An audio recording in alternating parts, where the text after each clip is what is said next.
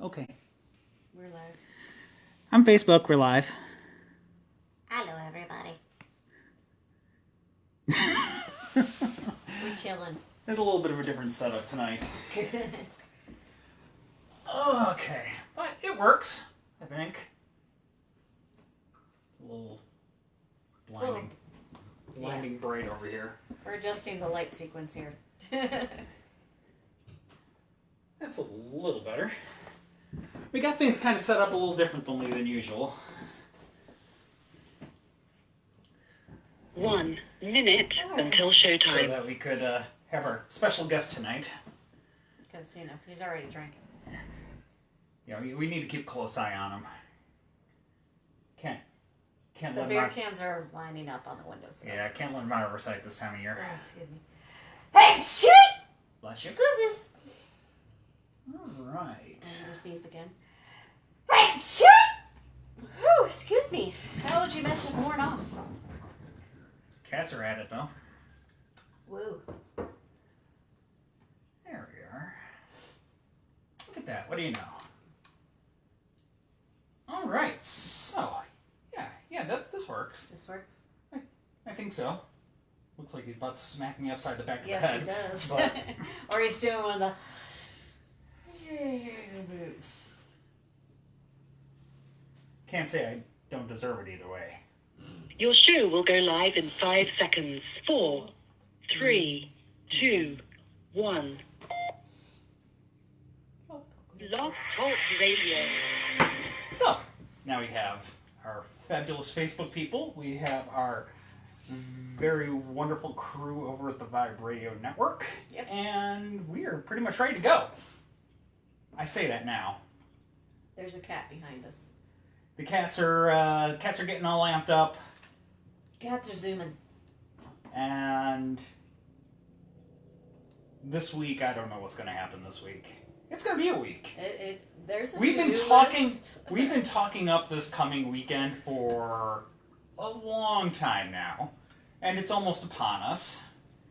And to say that So we who are about to, something. we salute you. Cheers, everybody. So yes, as we've been talking about this weekend, of course, we have the Churchill Irish Festival. So that is going to be right outside of here, haunts of Richmond corporate headquarters, and we will have a booth there all weekend. Can't promise you're going to see us there, but We will be there for part of the time, but not the whole time, because we're going to be up at GalaxyCon giving 4 panels. Yes, so we'll be busy doing that. Our fantastic guides are going to be helping us both at the table at the Churchill Irish Festival and with giving the panels at GalaxyCon. Yep. So we got all of that going on this weekend. And I don't know if we mentioned it last time, but if you need a fresh reminder, for GalaxyCon, we have a panel on Friday evening at 8 o'clock. Yep. That is going to be our haunted amusement parks. On Saturday at 1:15, we have Authors in the Paranormal. And then at 4:45, it'll be Death on the A-List. Yep. And then on Sunday at noon, we will be having our spooky pop culture, our scary pop culture inspiration panel. Yeah. So we'll be there all 3 days. Yes, and you do need a ticket, and they are going fast. So if you have not bought a ticket, you need to buy it now. Yes. So there's no additional charge to get into the panels that we're going to be giving, or most of the panels for that matter. But you do have to pay for general admission to GalaxyCon to get it. Yep. So you can go check out, just like Google GalaxyCon Richmond. It'll come right up. Whole lot of stuff going on.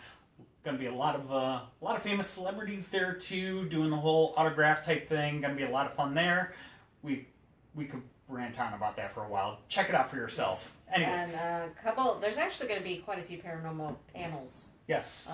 It's not just us, but the David from the Holster Files will be there as well, giving Yep. a couple of panels. There's another author who's going to be giving a couple of paranormal panels.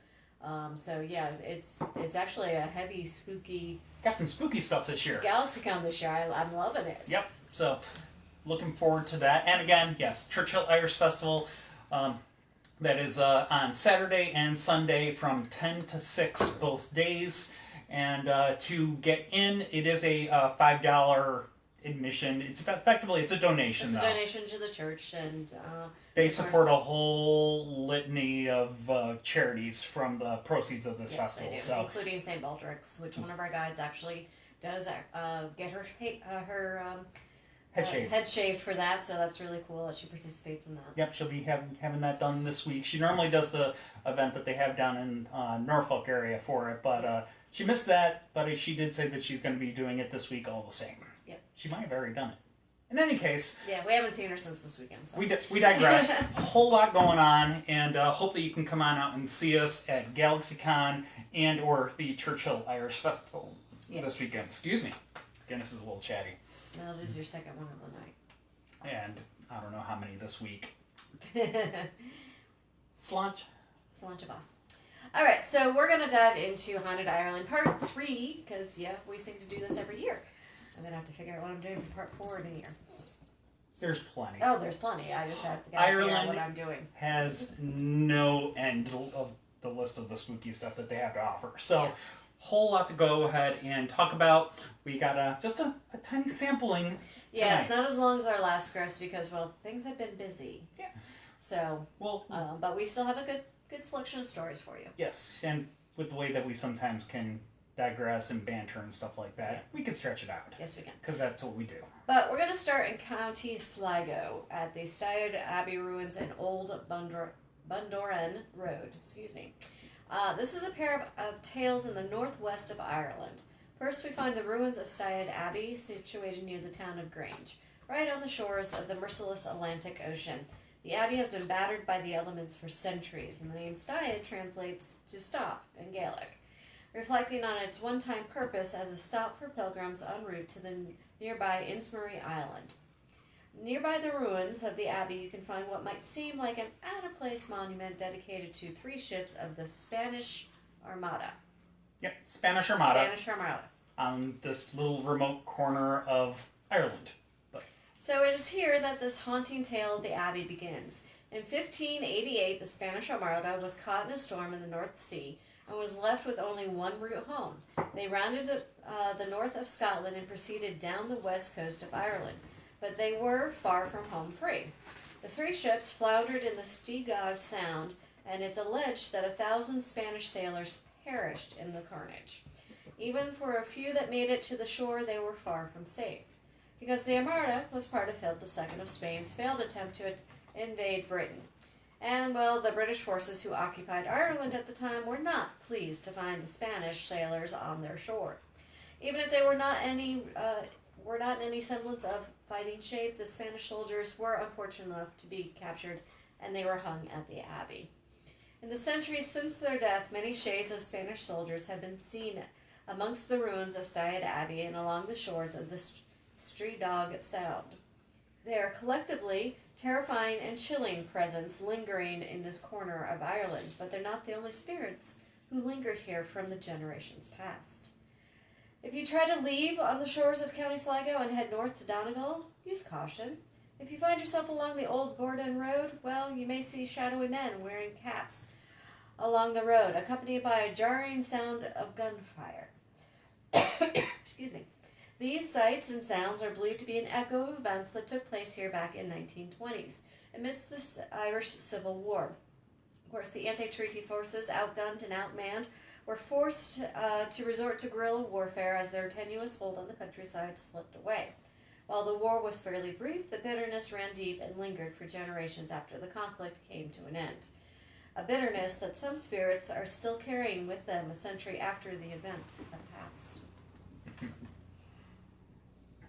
So yes, Una seems a little confused by our friend on the couch tonight. The kids are very accustomed to them. They're used to sitting on them with blankets, but he's been in the window for a month now. She's a little odd that he's on the couch. Yeah. It is what it is. But yes, Roberta says that looks like he might need a little bit of corned beef. Well, we almost finished up the lamb. I still got bangers that I can do bangers and mash with. But yeah, he is... he's a little thin, though. He probably needs something to kind of soak up the gin. The Guinness. Get the Guinness. And maybe some gin and some whiskey and whatever else. Just get the whole bottle of the Irish whiskey we picked up. Whatever else he's been getting into when we're not around and watching. But anyways, so from Sligo, we're going to go and move to Northern Ireland, and here we get several miles off the shores of County Antrim. And we find Rathlin Island. It's a small volcanic chunk of land that has witnessed histories that exceed the physical limits of this small spit of land. Some of the earliest records of settlement on the island end in fire and blood. It has got quite the rocky history to it. No pun intended. But Rathlin was listed in the Annals of Ulster as the first location of Viking raids on Ireland, and the buildings that they came across when they arrived there were plundered and burned by the invaders, so not off to a great start. Ruins on the island provide evidence of events tied to the First Scottish War of Independence. Yes, Scotland. It is pretty darn close to Scotland, out there in the North Passage between the two countries. And it's here that we find the ruins that are known as Bruce's Castle. That they speak to a time at the start of the 14th century when it is said that the King of the Scots, Robert the Bruce, went into hiding on the island with his faithful warriors following a sobering defeat at the hands of the British Army. British? No, not British. English. English Army. They're not British yet. No, not British. Pardon the transgression there. Hands of the English army, who was being led by King Edward I at that point in time. Longshanks. Yes. Now, legend holds that as Robert lay despairing of his defeat against the English, he watched a spider trying to get from one beam to the next on a single thread. He watched as the spider failed to span the gap 6 times, a bitter reminder of the 6 failed battles that he had waged against the English. In a moment of inspiration, Robert decided that if the spider succeeded on the 7th attempt, he would return to Scotland and take up arms once more. As fate would have it, the spider does succeed, and 8 years later, Robert the Bruce stood victorious at the Battle of Bannockburn, a turning point in the First Scottish War for Independence. Though Robert the Bruce and his men returned to Scotland, another legend says that they lay at rest on Rathlin to this day. In a cave near where Bruce's castle stood, the men are under the spell of an enchanted sleep, and the story is that once they wake, they will rise up and unite Rathlin to Scotland. Got a little bit of King Arthur legend there. Yeah, they're gonna steal away a little spit of Irish land and absorb it into Scotland, apparently. Well, Ireland would rather be connected to Scotland than England. This is Northern Ireland. It's all quite complex and debatable, and yeah, but let's not make assumptions about who wants to do what. No, they'd rather be full Ireland. Yes, but anyways. So while Robert the Bruce found inspiration, Rathlin is also a place of death and despair. In the 1570s, the Scottish MacDonalds of Antrim were attempting to assert dominance over stretches of northeastern Ireland, placing them into direct conflict with Irish and English nobles and the crown. In an effort to protect the women, children, and elderly of their clan from conflict, the military leader of the clan, Sorley Boy MacDonald, ordered that they be sent to Rathlin Island for safety. The plan was far from perfect. Acting on orders from the nobility, Francis Drake, yes, that Francis Drake, and John Norreys went to Rathlin. Drake battered the fortifications with cannon fire, allowing Norreys to storm the ground and annihilate the 200 defenders. Despite the surrender of the island, Norreys proceeded to hunt down and massacre the 400 civilians stranded on the island. Yeah, that happened. This was specifically, I will point out, specifically Norreys. Francis Drake's involvement with the whole thing is he was basically privateering. He was hired by the crown to provide naval support of the initial siege. So he bombarded the fortifications with cannon fire, and then basically once he had fulfilled his contract, off he went, and Norreys hung around and did terrible things. So he's got his own personal spot in a very dark, flamey place. Yeah. So, now that wasn't the end of Scottish occupation of Rathlin.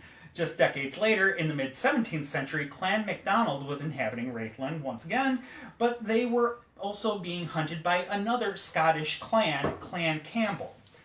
It was yet another one of those Catholic-Presbyterian rivalries that had crossed over into bloodshed, and the Campbells rounded up hundreds of the MacDonald clanswomen and cast them off the jagged cliffs of Rathlin to their doom. Bleep, bleep, bleep, bleep, Campbells. Yeah, it was, not... Pour one out. I'm sorry. Definitely, yeah. I picked the bloody ones this time. I don't know why You did. You did. But, anyways, yeah. So, with so much wanton violence taking place on such a small island, it's a little surprise that the locals regularly speak of hauntings at Rathlin. One such tale is that of fishermen sheltering and making tea in Rathlin Island's cave. As they poured cups for themselves, a hand came out of the darkness bearing an empty cup. The terrified men didn't look up as their shaking hands filled the phantom receptacle. Satisfied, the spectral hand pulled back into the inky shadows. Some say that it was the devil himself looking for a cuppa. Others look to those who were mercilessly put to the sword in those caves centuries ago. Either way, it's said that none have dared to try and find rest in that cave ever since. The aforementioned Bruce's Castle is also full of stories and legends. While it stands in ruins today, people have reported hearing screams and cries coming from the old site. A ghostly figure of a man in an old leather armor is often seen guarding the castle perimeter before he vanishes. One spirit even attempts to interact with modern-day visitors. The Brown Lady, as she is called, walks the castle grounds and approaches visitors as if she is trying to speak, but before so much as even a whisper can cross her deadened lips, she fades away. If the dark history and chilling hauntings haven't spooked you off, Rathlin can actually be a kind of delightful place to visit today. It's fairly easy to access. Ferries run to the island regularly between the island and the mainland, mainland town of Ballygally, and the island does have a variety of accommodations to fit just about every taste and budget. So, happy traveling, everybody. Patrick says the hand with the cup reminds me of the Major's Mask in Zelda, where the hand pops up out of the latrine asking for paper. I forgot about that, Patrick. We never played Majora's Mask. We did. That was one Zelda game that we never played. Okay, that's why... That's why you probably don't remember it. I don't remember it, yeah. Okay. And... Oh, I think, let's see. The link that you shared, Patrick, I think was to another place that sounds similar, but not quite right the one? same. You will... I'll go and share back. So. Ah. Yes. Yes. So, responding to that. There we go. All right, so we're going to stick in County Antrim, and this is the Ballygally Castle. Well, let's just say if you want a nice place to stay, this might want to be on our list, right? Which one? I'm sorry. Ballygally Castle. Actually, it looks kind of nice. Yeah. I'd go there. Yeah. All right, so this is just a little ways down the coast off the town of Ballygally, and here, overlooking the North Channel between Ireland and Scotland, the castle has stood for almost 400 years. Today, it's a well-regarded hotel that makes you feel like, maybe I'll just stay here forever. Consider yourselves warned that you're not going to be the first one who's taken up permanent residence here. 3 very active spirits reside at this castle. The most well-known, of course, is the Lady Isabella Shaw. Lady Shaw found herself married to Lord James Shaw, who cared little for his wife, as long as she would eventually bear him a son so that he could have a proper heir. When Lady Shaw finally gave birth to a son, Lord Shaw took the baby from her and locked his wife in a tiny room at the top of the castle. One report says Isabella possibly went mad in the room, and given the way that she was so callously discarded and separated from her child, it's pretty easy to understand why. As anyone would like to try to do in her situation, she tried to escape from the room. Unfortunately, while climbing out of a window, she tragically fell to her death. At least that's the official story. Many speculate with justification that Lord Shaw or someone hired threw her out of the window at the top of the castle. Because after all, she had fulfilled her role to Lord Shaw. He was a piece of work. Yeah. He's got another place in a fiery place.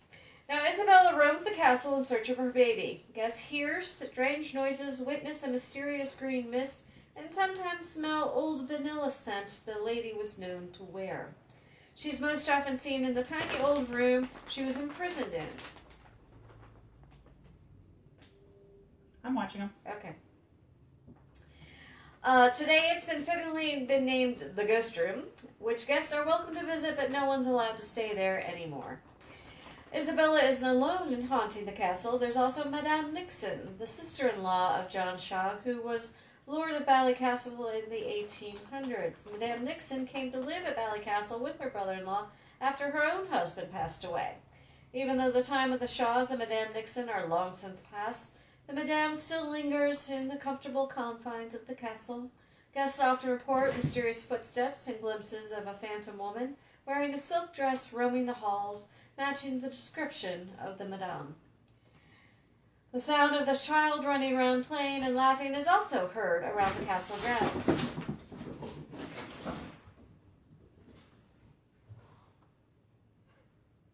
Cat politics. Now, of course, this is also when none of the guests have kids with them, and the restless child is known to knock things over and to unfold the sheets and towels, much to the chagrin of the unsuspecting staff, who needs to now clean up after the mischievous spirit. The identity of the child is uncertain, but they may be from the tumultuous 1600s, when the castle was attacked on numerous occasions amidst the near constant fighting between the English, the Irish, and the Scottish. Or they could have just succumbed to an illness, as many children did during the era before modern medicine. No matter why they're there, they do seem to be making the best of their situation, having a wee bit of fun on the other side of the veil.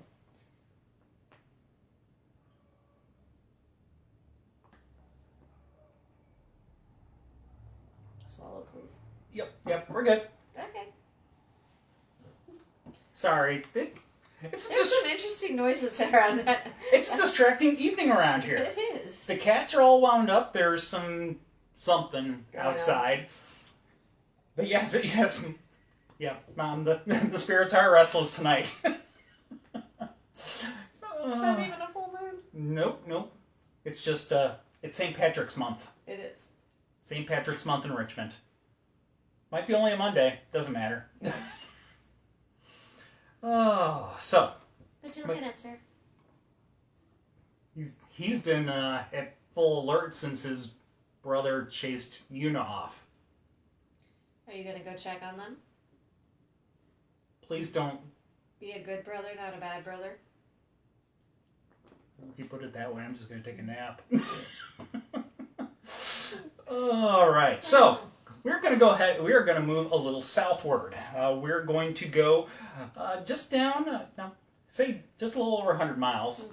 100 miles in Ireland takes a little time. Takes a little time, but it also gets you a pretty good distance. Yeah. This is actually going to put us all the way down by Dublin. So, if we go and we come on down there to the south and we stay just to the west of Dublin, to inland a little bit, we will find the historic university town of Maynooth. Now, it is home of Ireland's main Roman Catholic seminary, St. Patrick's College, which has been churning out priests since 1795. Despite the holy nature of the institution, there is one particular room there in the Rhetoric house that has been associated with demonic apparitions, suicide, and paranormal activity for over 150 years. Now, I do want to pause here for just a second. Rhetoric house is really kind of an odd name, but and particularly considering that today, usually when people use the word rhetoric in conversation, it kind of has a negative undertone, a negative connotation to it. But it is synonymous with oratory and speech in general. And these are skills that are going to be very important to anyone who wishes to speak in front of a congregation. So to call a place at a seminary the Rhetoric House, it is appropriate. Yeah, it isn't necessarily meant to be a negative phrase in this case. So, now, that said, in the mid-19th century, in room 2 of the Rhetoric House, 2 young seminarists took their lives, 19 years apart, and the room has been the source of many tales ever since. Rhetoric House was built back in 1834 and was initially a residential house for trainee priests. It now hosts the Department of History. On March 1st, 1841, a young student from Limrick by the name of Sean O'Grady jumped out of the room window and fell to his death. It is not known as to what possessed O'Grady to do such a thing, but the common legend suggests that a diabolic presence had something to do with it.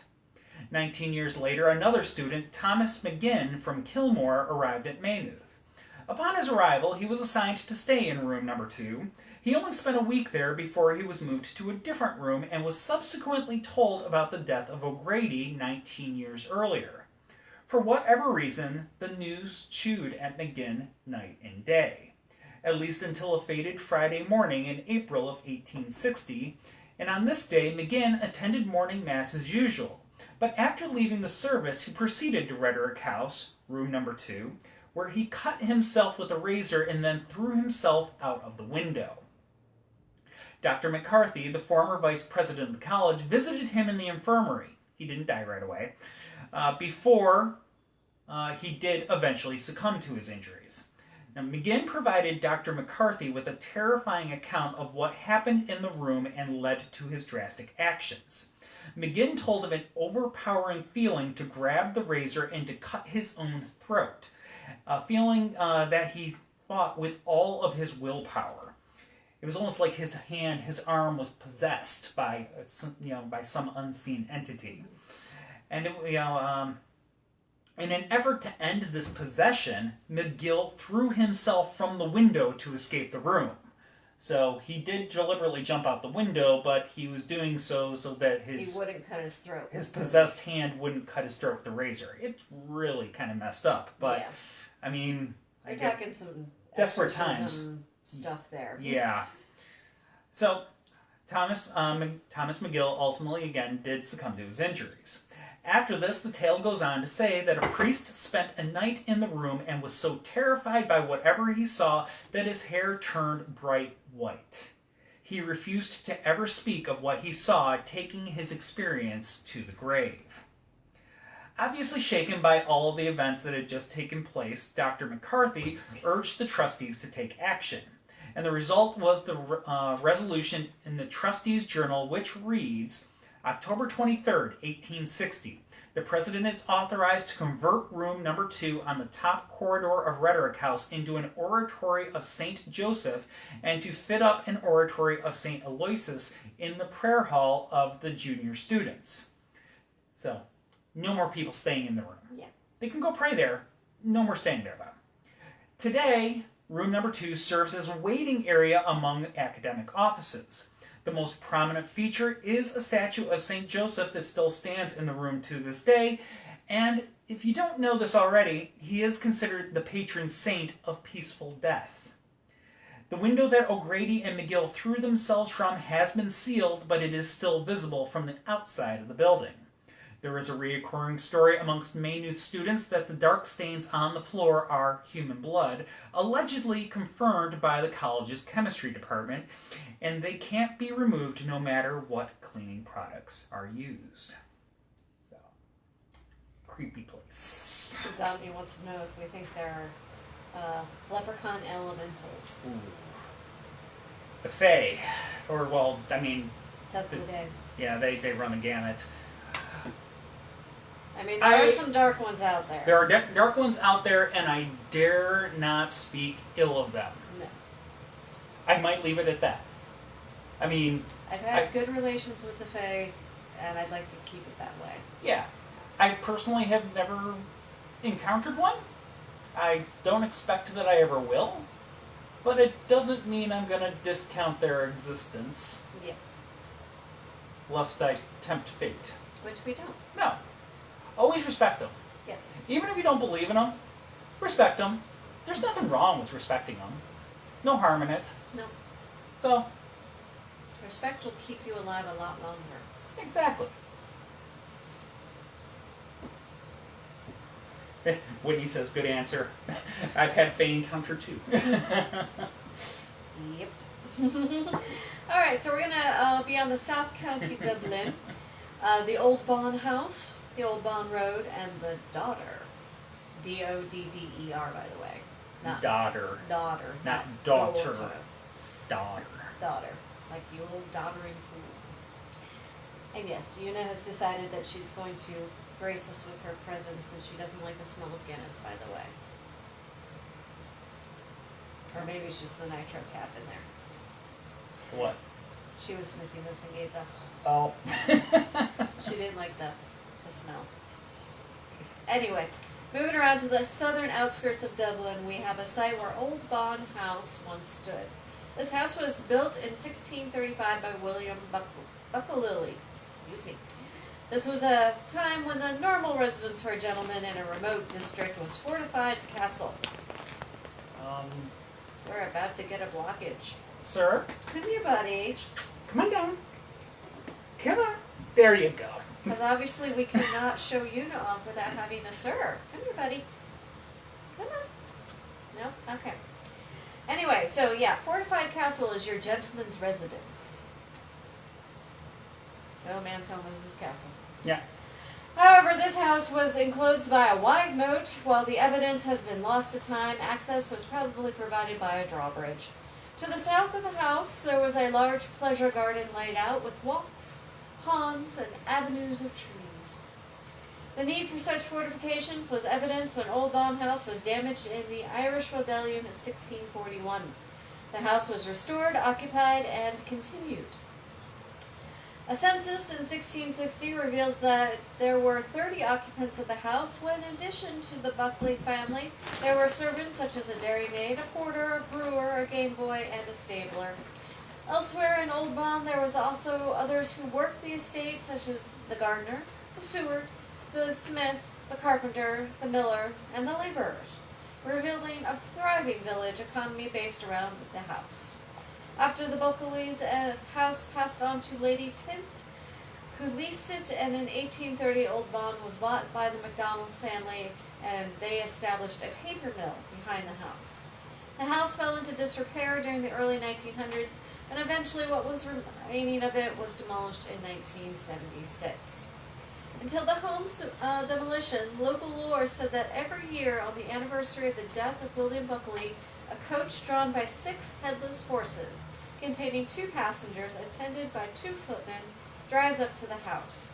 Woe upon anybody who peers at the coach, for they would be fated to die within a year and a day. Or so the story goes. This isn't the only story of a ghostly horse-drawn carriage in the Dublin area, though. During the Irish Rising of 1803, Newlands House, near Corrag House, was occupied by Lord Kilwarden, the Lord Chief Justice of Ireland. There were rumours of an attempt on his life by insurgents, but despite this, Lord Kilwarden decided to travel into Dublin City. He left the Corrag estate by the back entrance and headed off towards the city. However, the warning of the insurgents was accurate, and Lord Kilwarden's carriage was ambushed. He was dragged from the coach and reportedly stabbed with pikes. He was brought to the nearby building, but died an hour later. After the ambush, terrified horses galloped back the way they had come, entered the estate through the back entrance, and out the front drive to Newlands. Over the years, the residents of Corrag Estate claimed to have heard the sound of the coach and horses returning to the ground. However, neither coach nor horses can ever actually be seen. Noogie time. Noogie time. We got all the kitties coming around now. No, we just need a Lulu. Lulu's in bed. Yeah, Lulu tucked herself in, as she usually does at this time of the evening. This is true, until I come to bed and then she's thoroughly put out. Not by me. She just decides to be put out herself. Yep. It's what it is. Lulu doesn't like to share the bed. Jeez. Bifocals can't get here soon enough. Alright. Woo. So, yeah. We'll now swing back to County Sligo, where we started the whole show, and here we will find Classiebawn Castle, near the village of Mulglamore. Now, Classiebawn was intended to be built for the 3rd Viscount Palmerston, but the house was not completed before his death in 1865. That responsibility fell to his son, the Right Honourable William Cowper Temple. The castle would the castle would pass through several families and generations, including the Mountbattens. The Mountbatten name will probably sound familiar, as Lord Mountbatten, the first Earl of Mountbatten, was an uncle to the late Prince Philip, who was in turn the husband of the late Queen Elizabeth II. He's also the same Mountbatten that was assassinated by the IRA in August of 1979 when a bomb was detonated on his lobstering boat off the shore of Mulglamore. It wasn't only Lord Mountbatten that died in the explosion. 4 people passed away, including his grandson Nicholas, the Lady Brabourne, and a boat crewman named Paul Maxwell. Classiebawn Castle at times has had a tumultuous history. It was used as barracks for the Free State Army during the Irish Rebellion of 1916, and during that occupation, Lord Mount Temple, who owned the castle at the time, emptied it of all furniture, and it remained as such until 1950. Even though the castle was returned to Lord Mount Temple intact at the conclusion of hostilities. It was the Mountbattens that would modernize the castle in the late 1940s, adding electricity and running water to the structure. Until that time, the castle was lit using oil lamps and candles. Rainwater also needed to be captured for fresh water, else donkeys would need to haul barrels of water to the castle. Today, the castle does remain in private hands, owned by the estate of Hugh Tunney. Despite the fact that the castle has almost always been privately owned, haunting tales have surrounded the castle, particularly since Lord Mountbatten's death. Legend has it that his ghost is still roaming the halls of the castle, unable to find peace as a result of his violent and sudden death. Today, the pristine village of Mulglamore belies the violent event of August 1979. In the summer, holidaymakers crowd the village, and it continues to thrive as a tourist destination. Classiebawn serving as a beautiful and haunting backdrop for thousands of photos every year. So, could have done more to emphasize Mountbatten. Lord Mountbatten loved Classiebawn Castle. He spent a lot of time there. Spent a lot of money renovating the place. Yeah, so and, blood, sweat, and tears literally went into that castle by yeah, then. yeah. So it's not surprising that some people say that he's unsettled because of how he was ultimately killed, but it could very well be that he lingers about there just because he loved the place and spent so much time there. So yeah, messy chapter of more modern Irish history. Alright, so we're going to go to... Just a second. Whitney asked, did I miss Leap Castle? We did that back in the first one, I think. Yeah, we've done Leap Castle before. This is the 3rd time that we're doing Haunted Ireland, so I'd have to look back and see exactly when Leap Castle was, but we've done it. I'm pretty sure that we have done it before. So yeah, it might have been in one of our castle editions. That could be too. Yeah, go ahead. Okay. Chris is going to dig. It won't take me long. Alright, so we're going to County Offaly, which is actually where Chris's clan is from. So, kind of going home for us. But this is Kinnitty Castle. And one of these tales is from the castle, of course, in the 19th century Gothic revival. It's built on lands that were worshipped upon by druids, monks, and alike for centuries. It seems that one of these holy people decided that he's just going to, hang around and take up residence in the castle because he was there first. His presence is not entirely unwelcome. In fact, those that now work at the Castle Hotel have come to affectionately call the resident spirit Hugh. Who knows if that's really his name, but it's Hugh. Now, note that we said Hugh's not entirely unwelcome. he hasn't hurt anyone, but his appearance and meandering spirit has startled several guests of the castle. He also has spoken to members of the staff, making grim predictions about the future that have left them rather, well, wary and unsettled. Still, Hugh and some other resident spirits at the castle are accepted as part of the ambiance. While the hotel doesn't necessarily advertise their presence, they don't deny it, they don't discourage talk about the permanent spirited guests. Regardless of whether you're looking for a spirit encounter or not, a stay at Kinnitty Castle might be considered a must by many travelers. I think we need to go. I'm down. Need to go visit a few castles again while we're in Ireland. Alright, so while he's still searching, Oh, please do carry on. we're going to talk about the Abbey of the Black Hag in Shangolden, County Limerick. Now, we can find the remains of St. Catherine Augustinian Abbey, which is one of the first nunneries that was in Ireland. It's named after Catherine de O'Connell, which was originally thought to be founded in the 13th century per Vatican records. However, it may be 100 or so years older than this. It has fallen to the elements, and the remains of the abbey and the rectory are still evident there today. The local name for the ruins, I'm going to say bless you to myself before I say this, and I'm apologizing to anybody who speaks Gaelic or Irish. Monsternan Galafduff. That's pretty close. It's like this long. It's not the longest one, that's in Welsh, in Yeah. Wales. Anyway, it was a very rough translation for the Black Nuns Abbey. It has been the source of paranormal and archaeological intrigue for many a century. Local legend says that the last abbesses, prior to the abbey's dissolution in 1541, practiced the dark magic in a room south of the church, which has become known as the Black Hag's Cell. It was here she worshipped Satan and became a slave to the occult. This was the highest form of blasphemy, and the other nuns in the order fled their defiled home in fear, while the hag, as she had become, remained in her house of darkness. To complete her rituals, the black nun would go out into the local community and perform the depraved acts and offer sacrifices partly substantiated by the discovery of the bones of children, including a spine.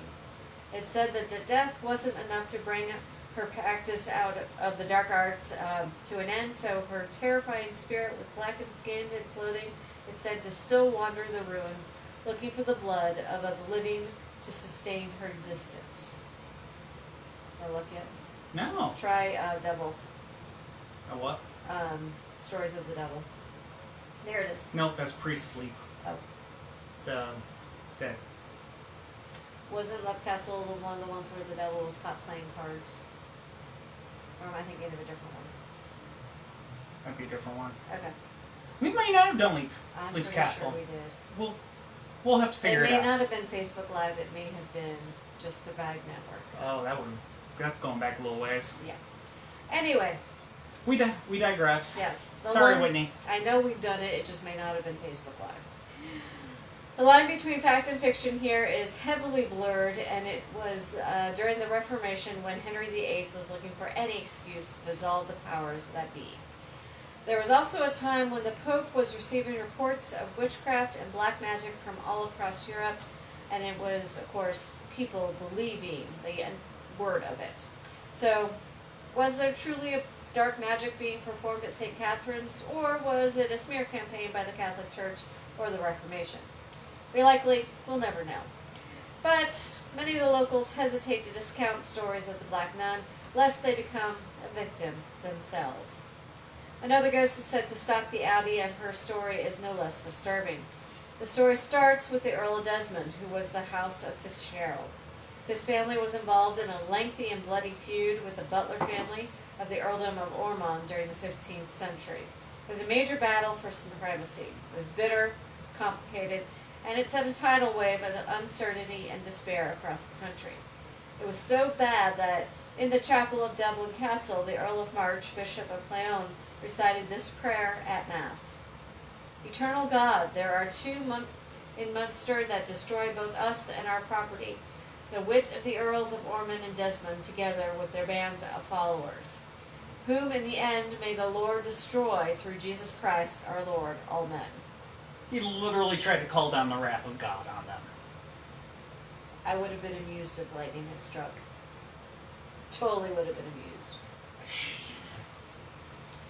On an occasion when the Earl of Desmond and his wife, the Countess, were traversing the countryside, walking alongside their horses, they were accosted by followers of the Butler number. Outnumbered, the Earl clambered onto his horse and moved to pull the Countess up with him. As she was mounting the horse, an arrow pierced her thigh, shattering her bone.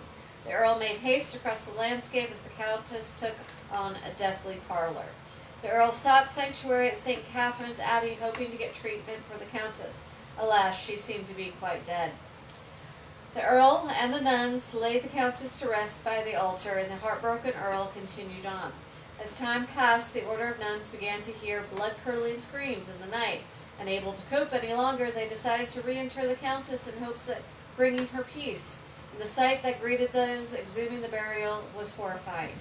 The Countess's fingers were worn to the bone, and her coffin lid was clawed from the inside.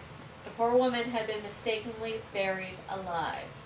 To this day, it's believed the Countess has been unable to find peace and continues to scream in anguish, waiting for her husband to save her from a fate truly worse than death.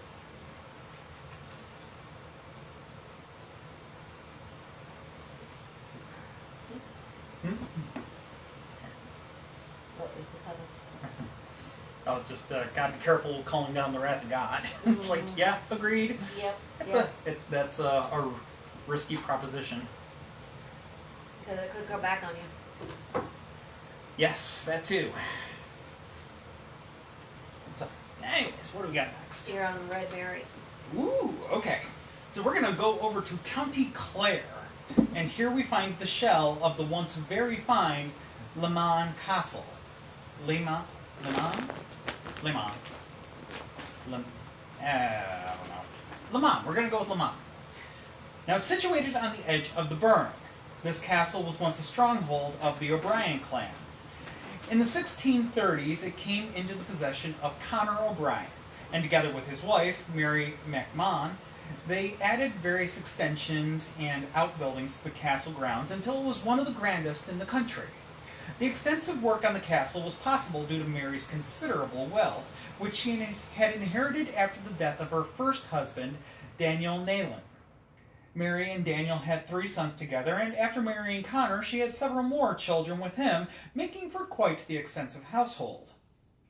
Today, the once magnificent house stands abandoned, and by many accounts, very haunted, for not all was happy and peaceful around Mary McMahon, or as she was also known, Red Mary.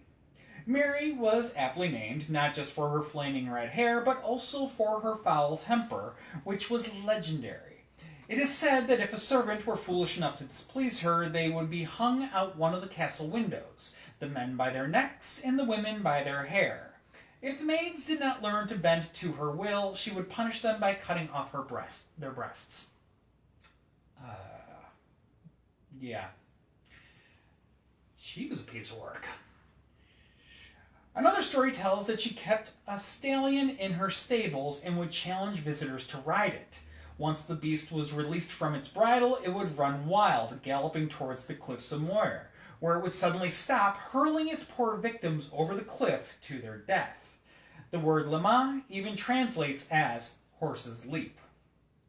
Even her husband did not escape her wrath.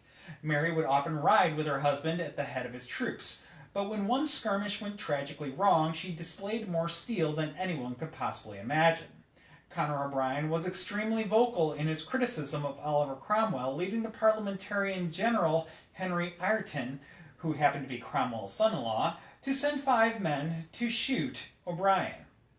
Although the attack was not fatal, Conor was wounded. Mary retaliated by ordering the man to be captured, after which she had him hanged.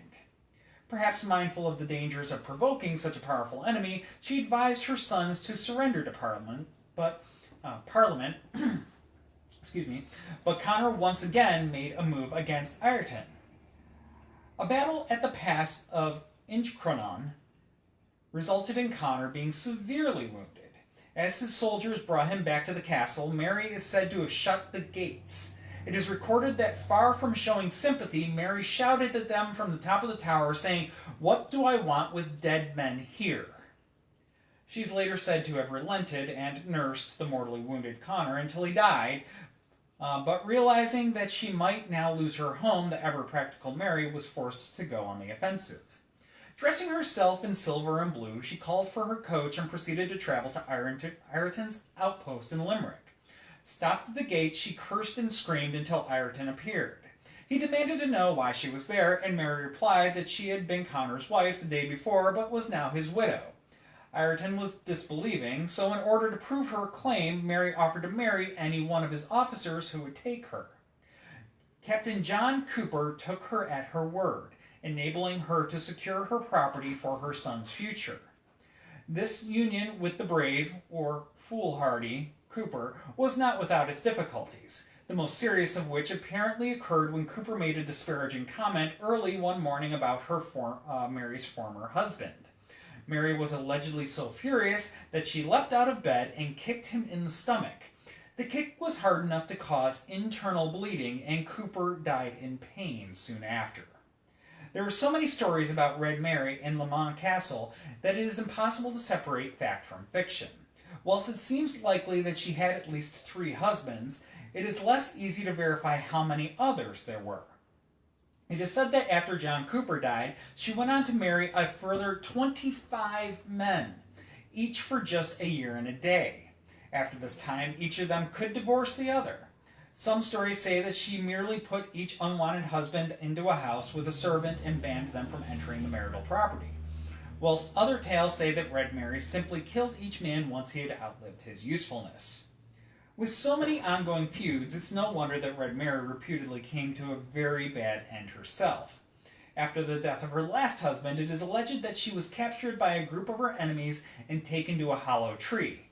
Here she was fastened up and left to die of starvation. It is not clear exactly where she was buried, but her red-haired ghost is said to appear in 2 different places. One of these is at a druid's altar near Clare Castle, whilst others say she walks the halls of Leamaneh Castle, giving it the reputation as being one of the most haunted castles in Ireland. Red Mary's skeletal spirit can be seen amidst the ruins of the castle to this day, leading all but the most foolhardy adventurers to give the castle ruins a wide berth. No one with any sense wants Mary to think that they are there to challenge her lingering claim to the place that she calls home. She certainly has plenty of experience with disposing of those who she deems to be an inconvenience.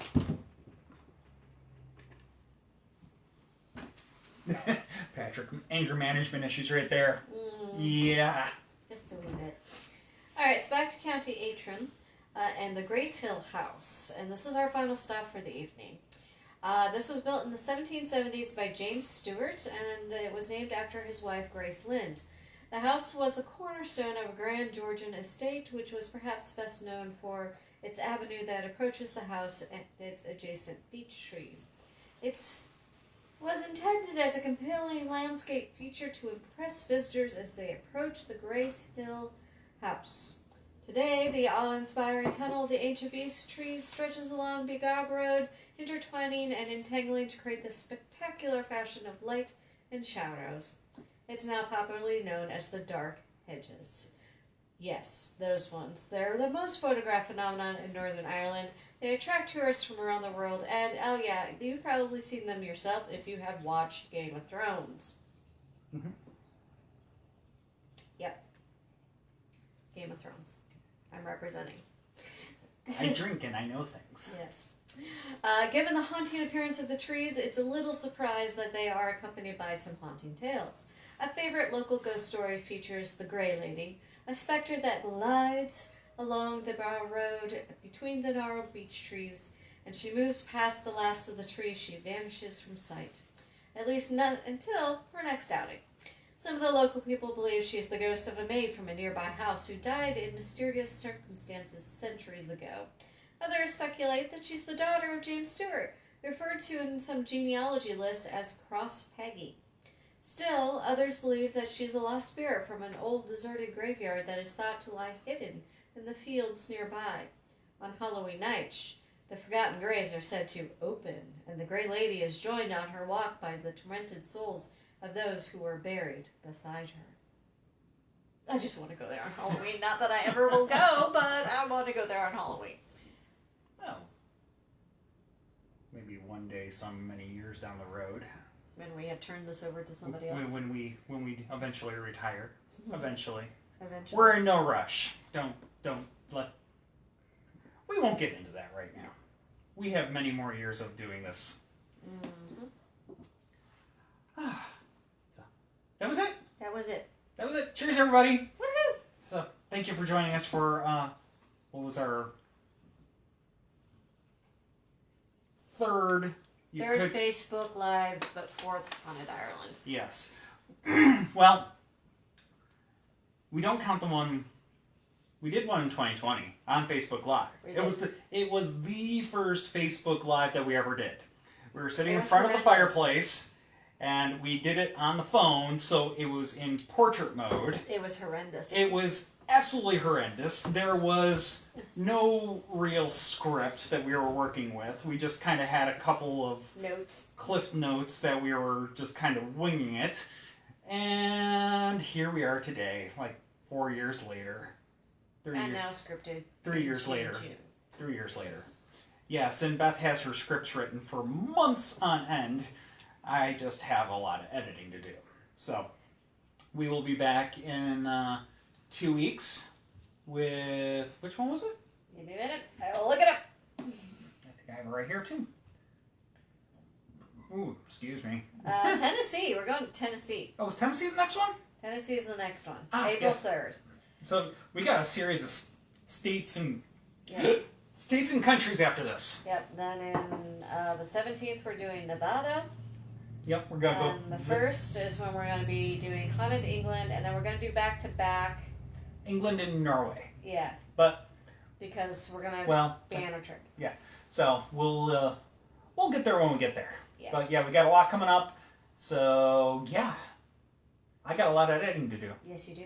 And I'm looking, and it's like, yeah, so that's just, that gets us into early May, and then I see, yeah.